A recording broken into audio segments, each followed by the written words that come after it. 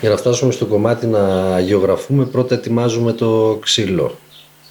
Σκάβουμε το ξύλο, του περνάμε μια προεργασία, το ύφασμα, το στόκο, τα αμπόλια, το χρήσωμα φυσικά, το βερνίκι και μετά πάμε στο χρώμα. Αφού ολοκληρώσουμε το χρώμα, ολοκληρώνουμε πρόσωπα και χέρια, μετά γράφουμε τα γράμματα και το κορνιζάρουμε.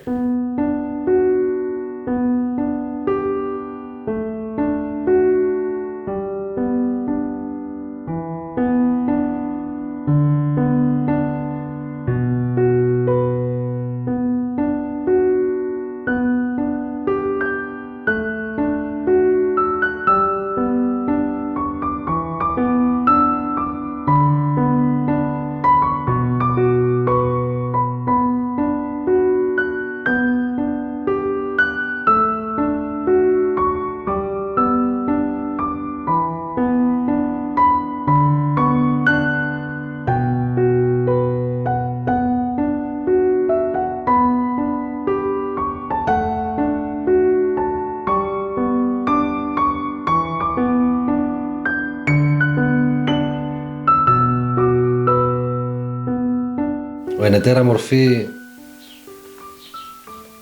είναι ο Χριστός, αλλά σε μία άλλη μορφή. Θα μπορούσε να ήταν και οποιαδήποτε μορφή, γίνεται ένα με τον Χριστό, γίνεται φίλος με τον Χριστό. Στην ουσία οποιοσδήποτε με την καρδιά του επιθυμεί τη δημιουργία, επιθυμεί την καλοσύνη, επιθυμεί την πνευματική εξέλιξη, την άνοδο.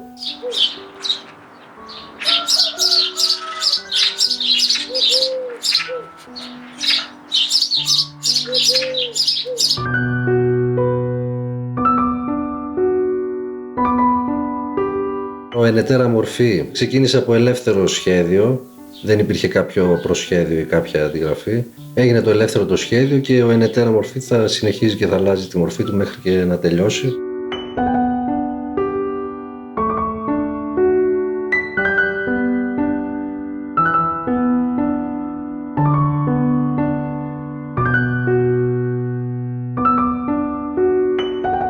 Θεωρώ απαραίτητη την πίστη βέβαια για να αγιογραφήσεις τον Κύριο.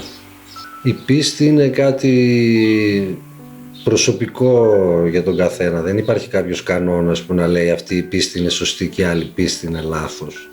Είναι κάτι προσωπικό. Εξάλλου το πώς εκφράζεται η χάρη ή η συνείδηση φυσικά με ένα πολύ προσωπικό τρόπο μέσα από τον καθένα θα εκφραστεί. Δεν γίνεται να εκφραστεί το ίδιο. Όπως το ίδιο πράγμα δεν γίνεται να έχουμε τις ίδιες ματιές, ας πούμε. Η διαφορετικότητα μας εξελίσσει, η διαφορετικότητα μας κάνει σαν σύνολο να λειτουργούμε σαν οργανισμός.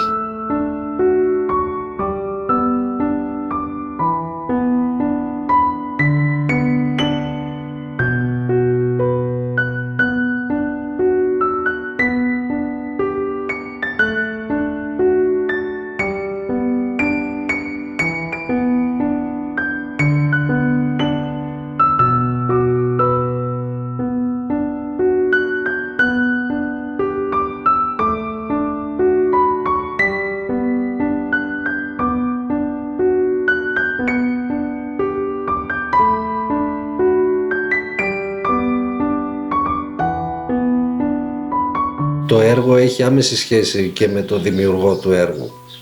Και ιδίως όσο αφορά τη συγκεκριμένη μορφή που δεν είναι η μορφή του Κυρίου όπως συνηθίσαμε να βλέπουμε στην αγιογραφία. Είναι μια άλλη μορφή, αλλά πρέπει να είναι ο Κύριος αυτή η μορφή. Να εκπέμπει τον Κύριο, αλλά χωρίς να είναι η μορφή του Κυρίου. Είναι αυτό που κατά κάποιο τρόπο ο δημιουργός πρέπει να ταυτίζεται με το έργο του, ό,τι και να είναι αυτό. Όποια τέχνη και να είναι, ό,τι και να κάνει. Μια γωνιά που θα διακοσμήσω στο σπίτι μου να είναι σαν σύνθεση ζωγραφική, μπορεί να γίνει αυτό. Ή το φαγητό που φτιάχνω να το προσέξω λίγο παραπάνω με το τι μπαχάρια θα βάλω. Δηλαδή κάθε στιγμή να προσδίδω την ποιότητα.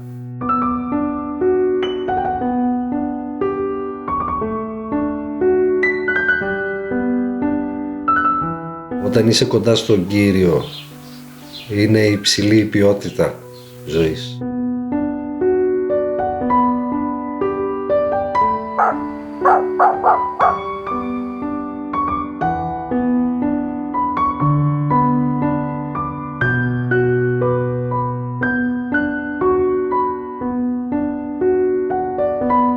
Στην Κωνσταντινούπολη, στην Αγία Σοφιά, η Παναγία φοράει μόνο το μπλε. Η Παναγία η συγκεκριμένη όμως συμβολίζει την ουράνια φύση της μόνο στη συγκεκριμένη εικόνα. Επομένως τα χρώματα είναι συμβολισμοί. Το μπλε συμβολίζει την ουράνια φύση όπως είπαμε και το κόκκινο τη γήινη φύση. Είδα και άνθρωποι είχαν και τις δύο φύσεις, και την ανθρώπινη και τη θεϊκή.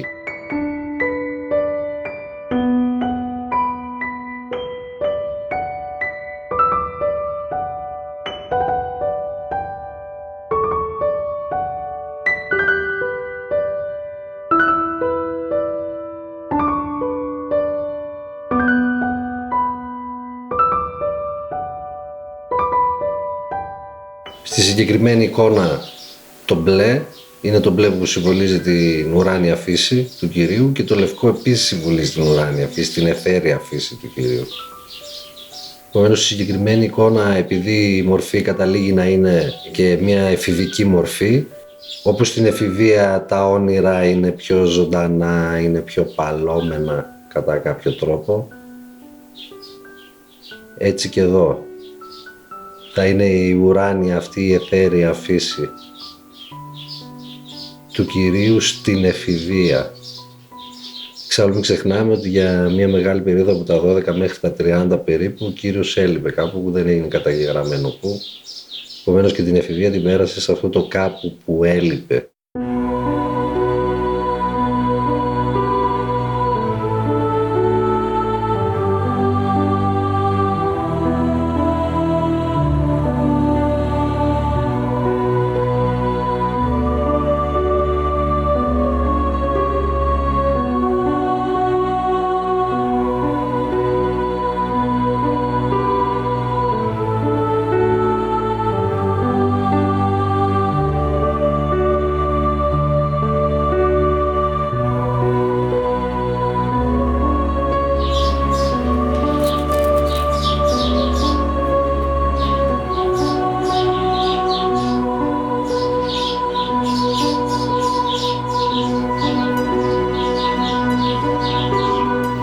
Η έμπνευση στην ουσία είναι συγκεκριμένα στην αγιογραφία για μένα προσωπικά υπό τον ύμνο των Αρχαγγέλων αυτή.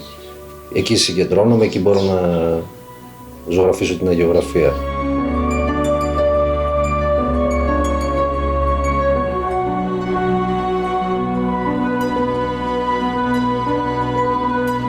Ο καθένας έχει τον τρόπο του προφανώς, ο δικός μου τρόπος είναι αυτός.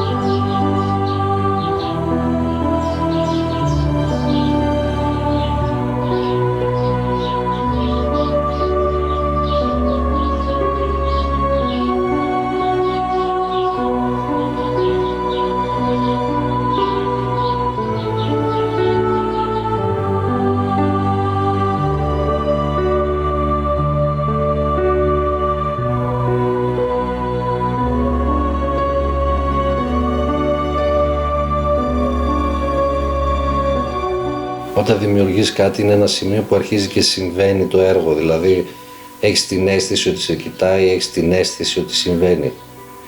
Και στη ζωγραφική και στην αγιογραφία έντονο.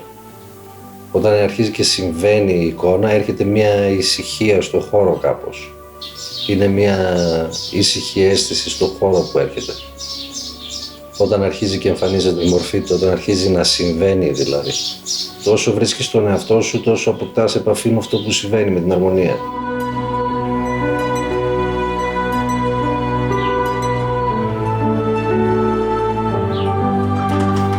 Το αγαπημένο μου χρώμα είναι το τυρκουάζ.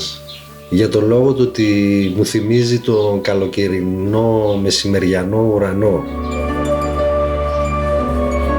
Όπου έχω ιδιαίτερες αναμνήσεις από αυτόν τον καλοκαιρινό μεσημεριανό ουρανό, κάτω από πεύκα, να ξαπλώνω κάτω στο έδαφος σε ένα κιλίμι, να ακούω τα τζιτζίκια, παρέα με τον αδερφό μου, έτοιμοι για την καινούργια εξερεύνηση.